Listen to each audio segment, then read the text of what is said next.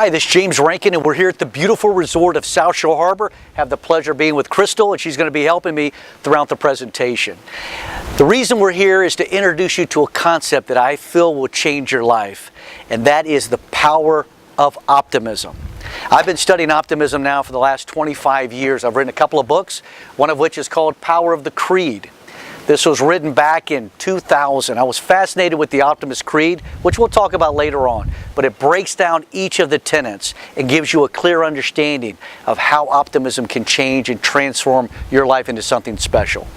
You know, it was William James, a father of psychology, who said, the greatest revolution in our generation is that man can alter his life by altering his attitude of mind. And that's what optimism is all about. It's changing how we view things, our perception of life. So the first book, Power of the Creed, very unique. And then I came up with an idea called right brain writing. And so we wrote a story called Living the Creed. This is a story about a young man whose life has fallen apart. He meets imaginary Christian Larson, who guides him into embracing an optimistic life. Really an amazing story. And then I thought, why not do the 10-year anniversary? So we did the 10-year anniversary, really enhanced it. I actually take the last two tenets of the creed that we're missing and tell a story about it. We also have a section in here called 21 Days to a Positive Mindset that I think will change and revolutionize your life. Also, it was the first time that I decided to write some scrolls for each of the tenets, which we'll talk about later on in the segment called The Language of Optimism. And then we have Theory O squared. Here's where we start examining the power of optimism as a life-changing philosophy. And that brings me up to my point now, which is the new book called The Optimistic Manifesto, which encompasses every facet of optimism. Now, most people love self-assessment tools, so we always want to learn more about ourselves. So let's do that right now. I designed two of them for you today. One is called the Attitudinal Style. And I want you to get a piece of paper. I want you to put a T across it so that you have 4 different quadrants. And I'm going to share this with you. I think you'll find it fascinating. First of all, are you a type of person who's controlling? Do you need to control everything in your life, in your circumstances? Or are you non-controlling?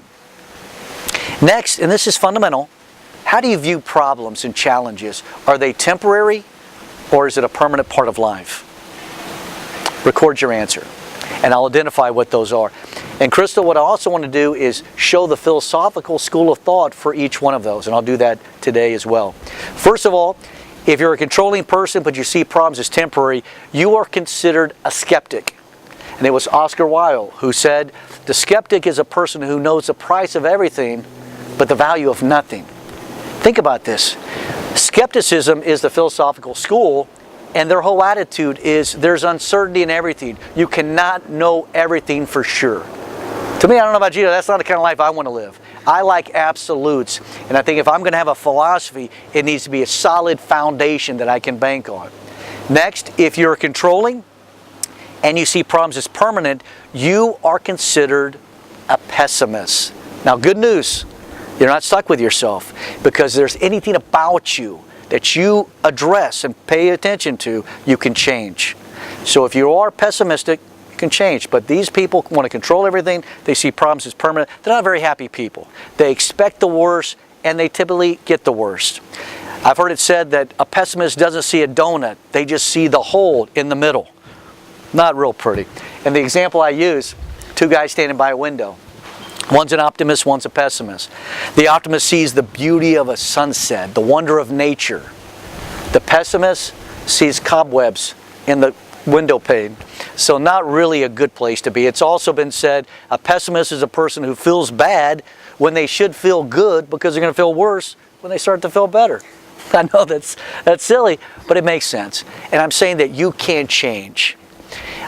Next, if you see problems as temporary and you're non-controlling, we call you a realist. And the school of thought there, Crystal, would be the school of realism, which means that you have to accept life the way it is.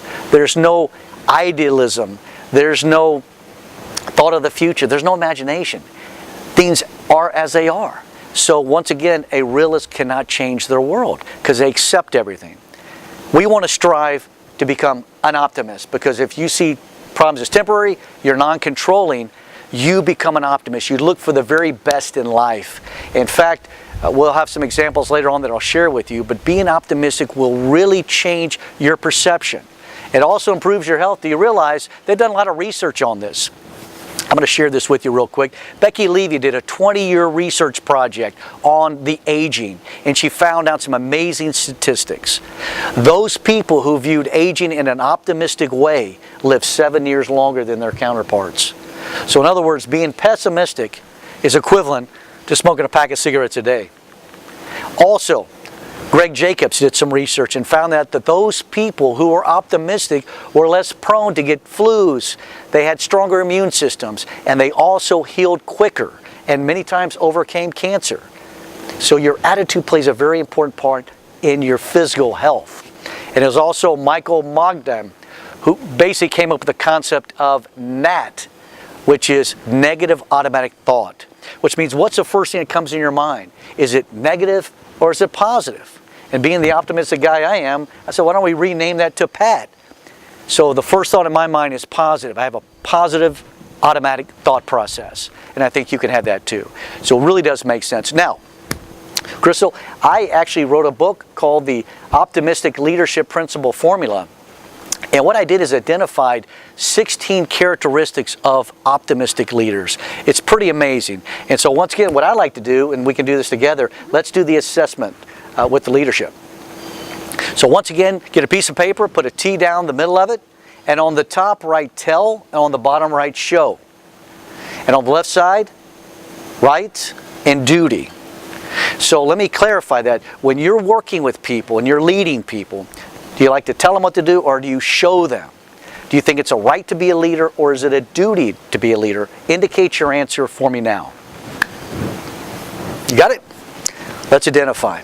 First of all, I'm going to use eyes to identify each of the characteristics. First of all, if you feel you have a right to be a leader, you've earned it, you're entitled to it, and you like to tell people, I call that I for indifferent. This person most likely is motivated by a sense of importance. They're driven by ego. And consequently, it may not be the best leader, because people see through that. Crystal, what is leadership? Leadership is the ability to organize people and motivate them to tap into their own creative powers to carry out the mission. And that's the challenge of leadership. So once again, you're at a disadvantage when you're focused just on yourself. Now, if you like to tell people what to do and you have a sense of duty of being a leader, we call that the initiator. This person is motivated by people. They like people. That's a good characteristic. Next, if you feel it's your right to be a leader and you like to show, we call this I for instructor. You're motivated by the programs that are involved in the mission. And then lastly, if you have a sense of duty and you like to show, we call this the inspirer. This person is motivated by the mission. Now, in order to be an effective leader, Crystal, you really need to have all of that. You need to have some ego. You need to be able to work with people. You have to know programs and also know the mission, work towards the mission.